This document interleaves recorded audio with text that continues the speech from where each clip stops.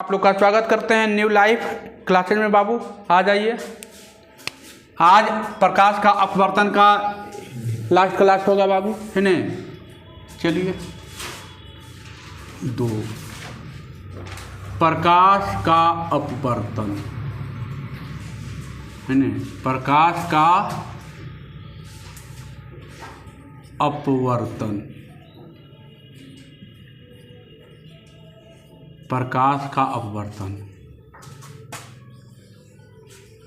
Class 7। चलिए देखिए आपको लेंस सूत्र प्रूव किए थे 1/f बराबर 1/v माइनस 1/u। ये यहाँ तक हम पढ़ा चुके थे। आगे चलते हैं, अगला हेडिंग डालेगा आवर्धन। आवर्धन ने आवर्धन को यम से लिखते हैं बाबू। क्या लिखते हैं? यम से। देखिए आवर्धन का फॉर्मूला पहले जानते हैं बाबू, क्या होता है आवर्धन। आवर्धन बराबर हम दर्पण में भी बताए थे, वही होता है। क्या लिखाए थे? प्रतिबिंब की ऊंचाई लिखाए थे। प्रतिबिंब की ऊंचाई, प्रतिबिंब की ऊंचाई बटे वस्तु की ऊंचाई, बटे वस्तु की ऊंचाई होता है। प्रतिबिंब की ऊंचाई बटे वस्तु की ऊंचाई। आवर्धन को स्मॉल यम से लिखते थे बाबू। मैग्निफिकेंस, मैग्निफिकेंस मैंने क्या होता है? आवर्धन मैंने आवर्धन के मतलब कोई चीज़ को छोटा से बड़ा करके दिखाना, क्या कहलाता है? आवर्धन कहलाता है।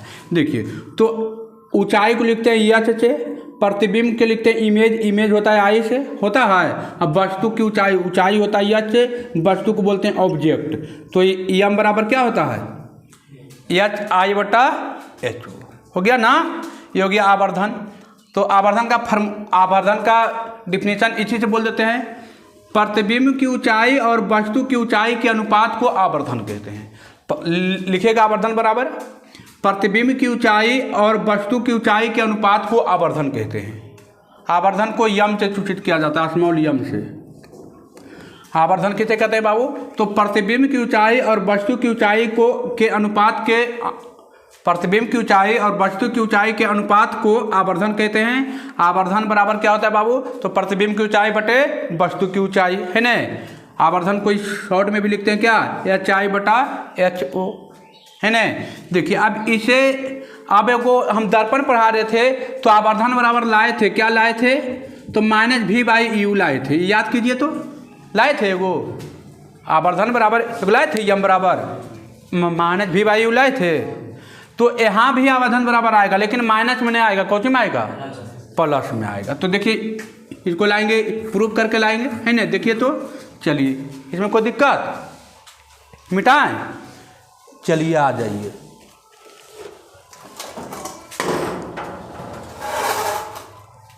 है ना, चलिए आ जाइए। देखिए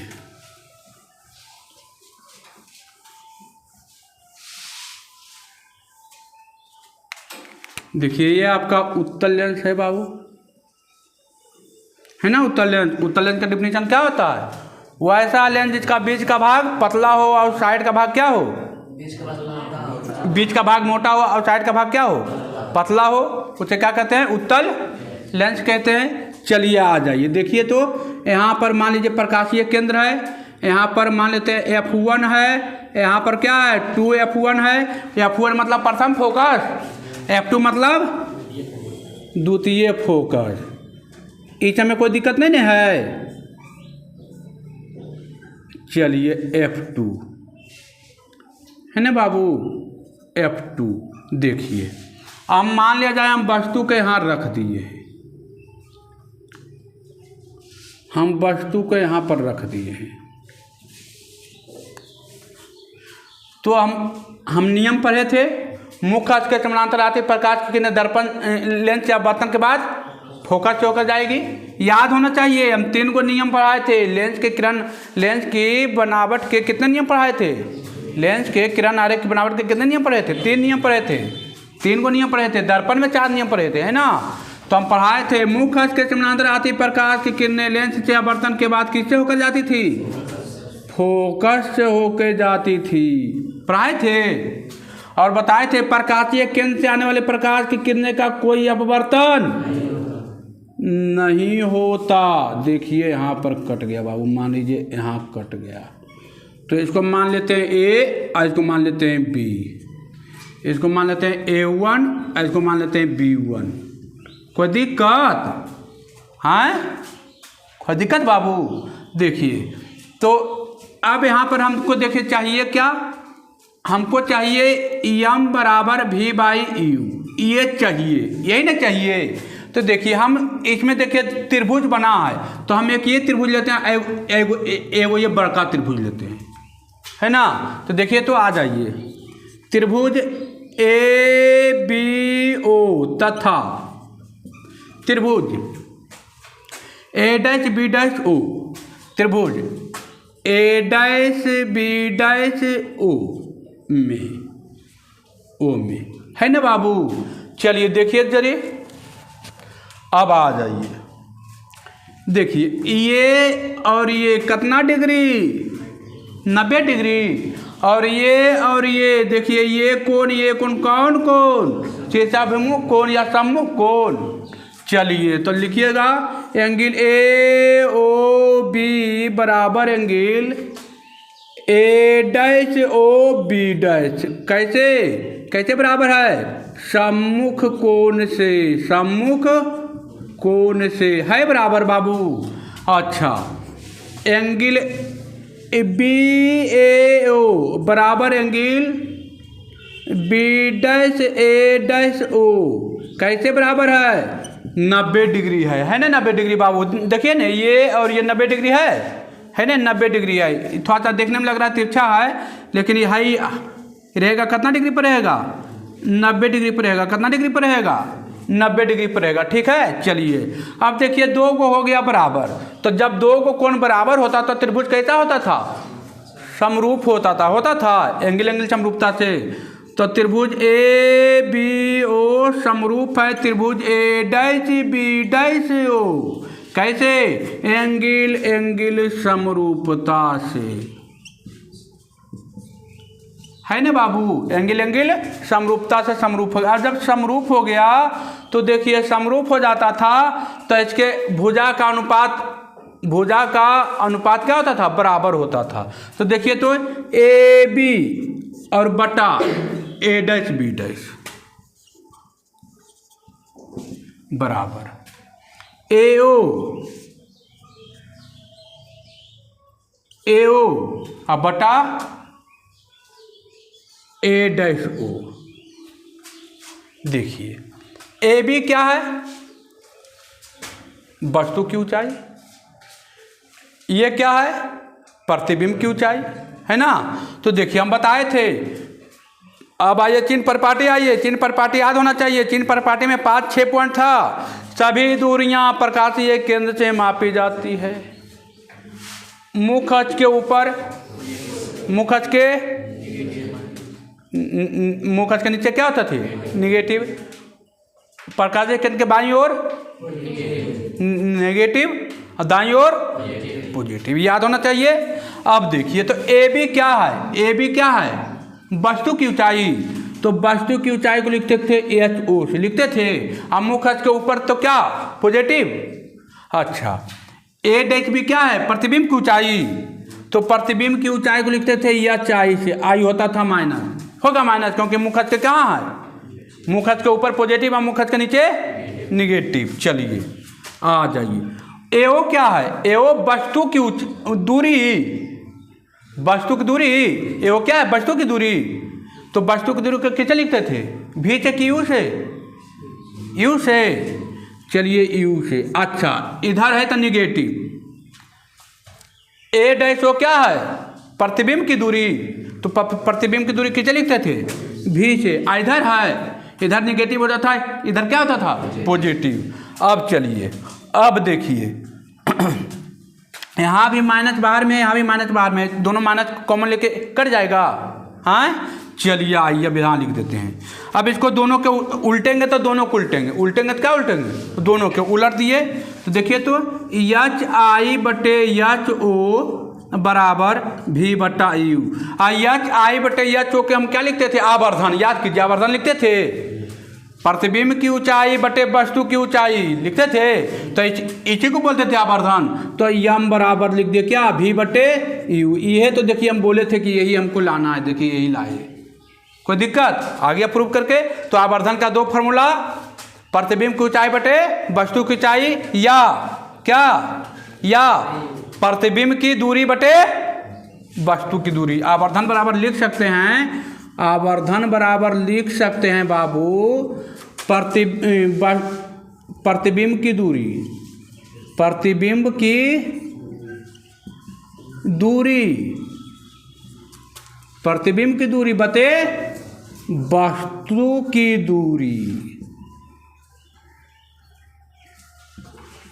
वस्तु की दूरी होता था। याद कीजिए ना, यही देखिए, भी को मानते थे माने प्रतिबिंब की दूरी, यू को माने वस्तु की दूरी। तो आवर्धन बराबर एक फॉर्मूला आ गया।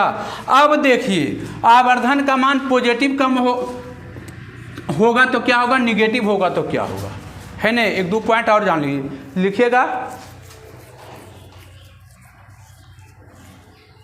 देखिए, आवर्धन का मान जब पॉजिटिव आए, आवर्धन बराबर मैंने कोई मान आइए, जैसे 5 आया, 4 आया, 2 आया, प्लस में आ जाए, आवर्धन का मान किस में आ जाए? प्लस में आ जाए, तो क्या होगा? प्रतिबिंब उल्टा बनेगा। क्या बनेगा? उल्टा बनेगा। जब प्रतिबिंब उल्टा बनता तो क्या होता था? वास्तविक की काल्पनिक? वास्तविक होता था ना। तो लिखिएगा, लिखिएगा आवर्धन का मान, आवर्धन का मान जब ऋणात्मक होगा तब उल्टा बनेगा, है ना? आवर्धन का मान जब ऋणात्मक होगा तो प्रतिबिंब उल्टा बनता है। आवर्धन का मान धनात्मक में सीधा बनता है ना? आवर्धन का मान जब ऋणात्मक होता है, आवर्धन का मान जब क्या होता है? ऋणात्मक होता है, तो प्रतिबिंब उल्टा बनता है, अर्थात वास्तविक बनता है।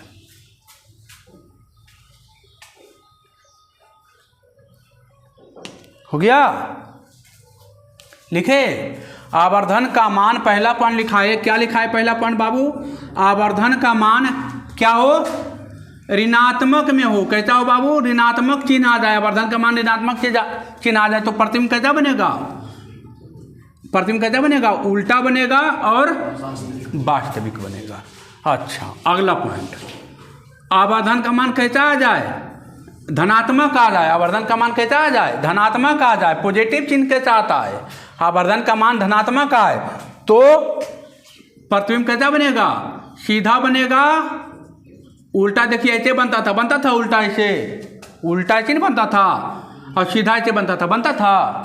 तो प्रतिबिंब जब ऋणात्मक, आवर्धन का मान ऋणात्मक आएगा तो प्रतिबिंब कैसा बनेगा? उल्टा बनेगा और वास्तविक बनेगा। आवर्धन का मान जब धनात्मक होगा, आवर्धन का मान क्या होगा? धनात्मक होगा, तो प्रतिबिंब कैसा बनता था? सीधा बनेगा, अर्थात क्या? काल्पनिक बनेगा। सीधा बनेगा मतलब कैसा बनेगा? काल्पनिक बनेगा। आवर्धन आपका क्या हो गई? खत्म। इसमें कोई दिक्कत? इसमें कोई दिक्कत है? देखिए, दर्पण सूत्र के जैसा ही इबला था ना, ये प्रोसेस वही था, और दर्पण सूत्र में भी वही हाल है, जो हाल यहाँ आवर्धन का है वही हाल दर्पण सूत्र में भी होगा। चलिए आगे बढ़ें। अब एक टॉपिक और बचा है, लेंस की क्षमता। चलिए हेडिंग डालिएगा, लेंस की क्षमता।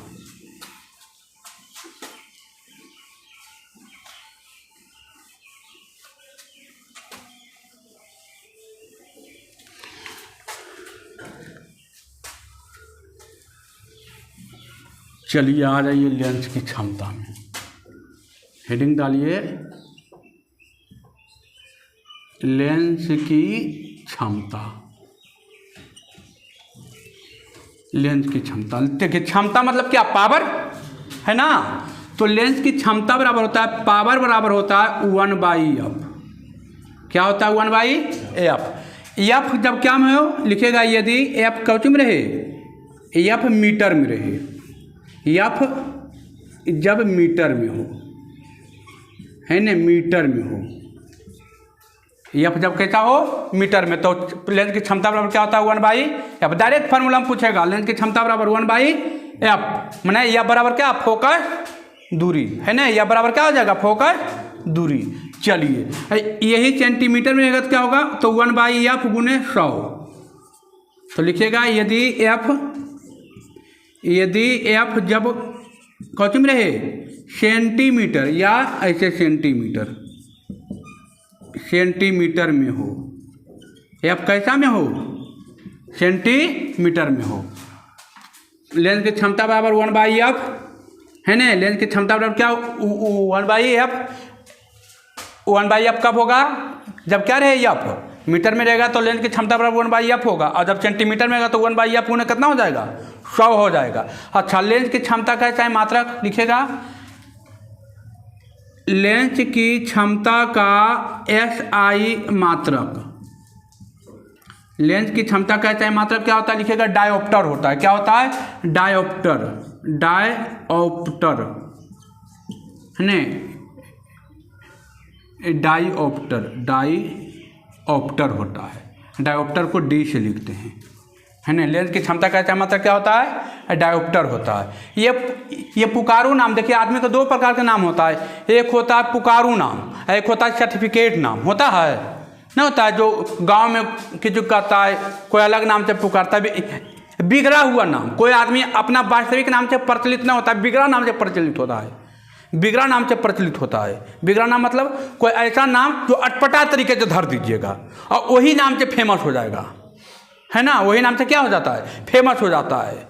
तो वही इसका ओरिजिनल डायोप्टर नहीं है, ये ओरिजिनल चाहे मात्रक नहीं है, ये क्या है बिगड़ा हुआ नाम है। क्या है बिगड़ा हुआ नाम है। जैसे किसी का नाम देखते हैं, मान ले जाए अच्छा नाम है, नाम धर दिया मुकेश, तो सर्टिफिकेट नाम बढ़िया है मुकेश, और उसको गाँव में कह देता है अलग नाम, माने उलुआ मुलुआ ऐसा होता है ना, माने अलग तरीके से नाम, जबकि उसको चिढ़ाता है आदमी, तो चिढ़ाते चिढ़ाते वही नाम से क्या हो जाता है वो फेमस हो जाता है, पूरे गांव वही नाम से जानता है, पूरे समाज वही नाम से जानता है, और सर्टिफिकेट नाम कोई जानवे नहीं करता है। तो वो इसमें वही हुआ है, इसका जो रियल SI मात्रक है वो कोई नहीं जानता है, इसका बिगड़ा हुआ नाम जानता है कौन डायोप्टर। तो लेंस का SI मात्रक क्या होता है डायोप्टर। इसका वास्तविक SI मात्रक क्या होता है वो भी लिख लीजिए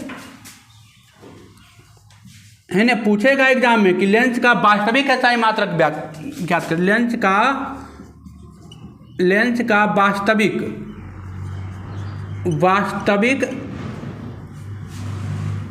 SI मात्रक क्या होता है, तो 1/मीटर, या ये चूक लिखते हैं एम के पावर -1 है ना। चलिए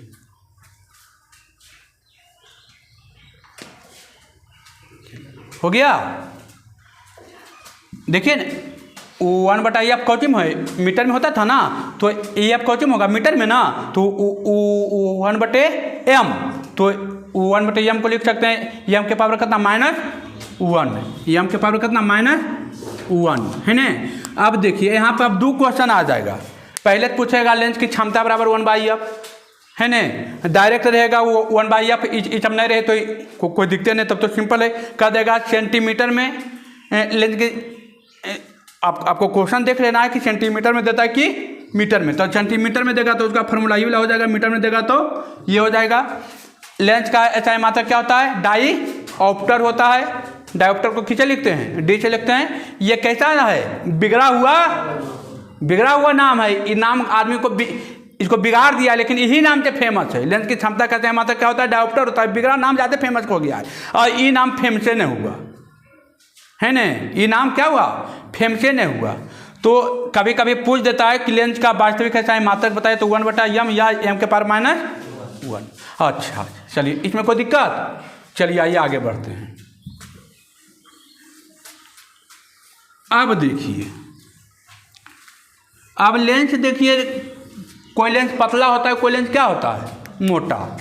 एक लेंस मान लीजिए इस टाइप का है पतला है ना, पतला, हाँ एक लेंस ऐसे रहा ऐसे करके, देखिए मोटा है ना। तो किस में ज़्यादा क्षमता होगी, मोटा में कि पतला में, मोटा में लेंस की क्षमता क्या होती है? ज़्यादा होती है। हाँ, इसमें लेंस की क्षमता क्या होती है? कम। तो लिखिएगा पतले लेंस की क्षमता कम होती है। देखिएगा पतले लेंस की क्षमता कम होती है और मोटे लेंस की क्षमता अधिक होती है। ये क्या करता है, ये प्रकाश को ऐसे जाएगा तो ये कम में मोड़ेगा, है ना, ये ऐसे जाएगा, और इसमें क्या होगा, ये प्रकाश होगा तो ये एकदम ज़्यादा मोड़ेगा, है ना, इसका क्षमता ज़्यादा होगा। पतले लेंस की क्षमता कम होती है और मोटे लेंस की क्षमता क्या होती है? ज़्यादा होती है। पतले लेंस की क्षमता क्या होती है? पहला पॉइंट लिखा है, पतले लेंस की क्षमता कम होती है, मोटे लेंस की क्षमता ज़्यादा होती है। ठीक है, पूछा हुआ ऑब्जेक्टिव में कि पतले लेंस की क्षमता क्या होती है, तो कम होती है, ज़्यादा होती है, किनमें से कोई नहीं है ना, या कम ज़्यादा दोनों होती है। तो लिखेगा पतले लेंस की क्षमता क्या होती है? कम। देखिए ना, लेंस पतला है, फिर से देखिए इधर, लेंस पतला है, माना जाए, देखिए ये लेंस है ना, लेंस पतला लेंस है, ऐसे प्रकाश की किरण आया तो इसको कम में मोड़ा, है ना, कम में मोड़ेगा, कम में मोड़ेगा कौन लेंस? पतला लेंस। ये है लेंस आपका मोटा, ये लेंस रहेगा एकदम मोटा, हैवी है, एकदम तंदुरुस्त, है ना, खाया पिया है, तो ये अपना ताकतवा से क्या करेगा, इसको ताकतवा से मचोड़ देगा, एकदम ताकतवा से क्या करेगा? मचोड़ देगा। तो पतले लेंस की क्षमता क्या होती है? पतला लेंस से कमज़ोर होता है, कम में बेचारा मोड़ा, और ये इसका क्षमता ज़्यादा है तो क्या किया? मचोड़ दिया एकदम धर के, है ना। तो पतले लेंस की क्षमता क्या होती है? कम होती है, मोटे लेंस की क्षमता ज़्यादा होती है। चलिए अगला पॉइंट, है ना। अच्छा, लिखाए हैं कि उत्तल लेंस धनात्मक कथी होता है, वहाँ पर लिखाए थे, लगता है 2 पॉइंट लिखाए हैं, देखिए तो।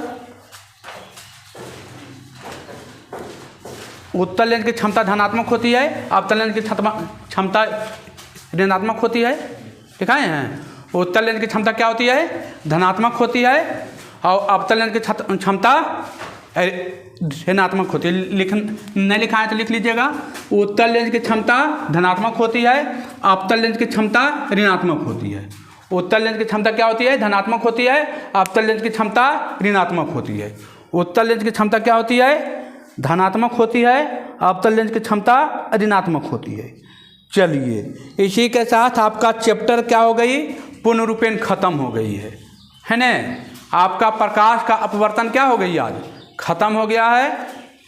पूरा घर पर जम के रिवीजन करिए, है ना, जम के रिवीजन कीजिए एकदम।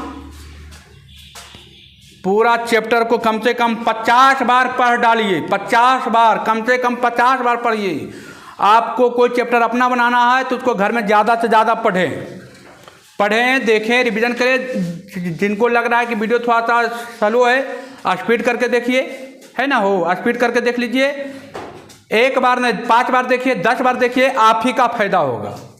जितना देखिएगा उतना बढ़िया होगा आपके लिए। रिवीजन ज़्यादा से ज़्यादा मारिए। ठीक है बाबू, धन्यवाद।